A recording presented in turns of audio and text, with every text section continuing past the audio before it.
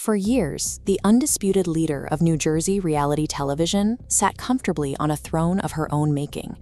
But a new, unpredictable outside force was about to dictate her strategy, testing her foundation. In its early years, the franchise operated on a feudal system. For the cast, survival on the show meant pledging absolute loyalty to the central star. Teresa Giudice built this entire television empire.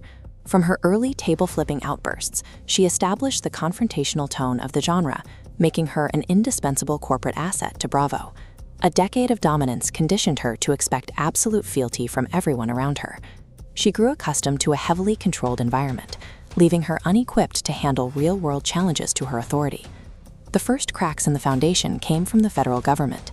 She faced a sweeping indictment for bankruptcy fraud, conspiracy, and tax evasion. Her ex-husband, Joe, systematically hid assets and misled bankruptcy trustees.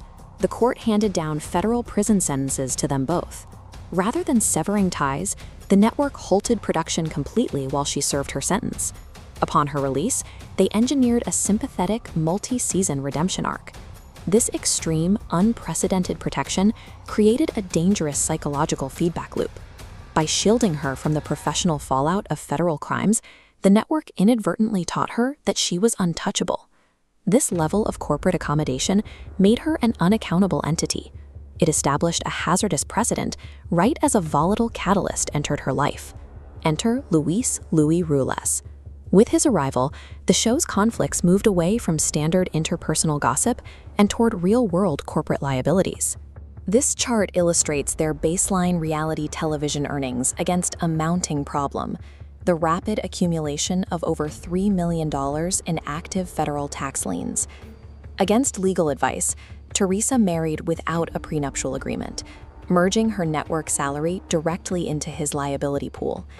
The financial strain deepened with corporate litigation involving Venivia, a streaming platform Ruelas was tied to, pushing their combined exposure into the red. For NBC Universal, the risk calculus changed. High ratings now came with structural financial threats that could entangle the parent company. The financial distress bred off-camera paranoia. Ruelas claimed to have hired private investigator Bo Dietl to gather damaging personal information on every member of the cast. The couple took the fight off-screen to disrupt the cast's real lives.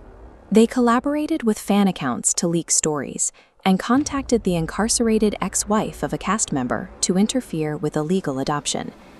The intimidation tactics eventually targeted family members who do not appear on the show. This reached a breaking point with threatening phone calls directed at Margaret Joseph's son's office.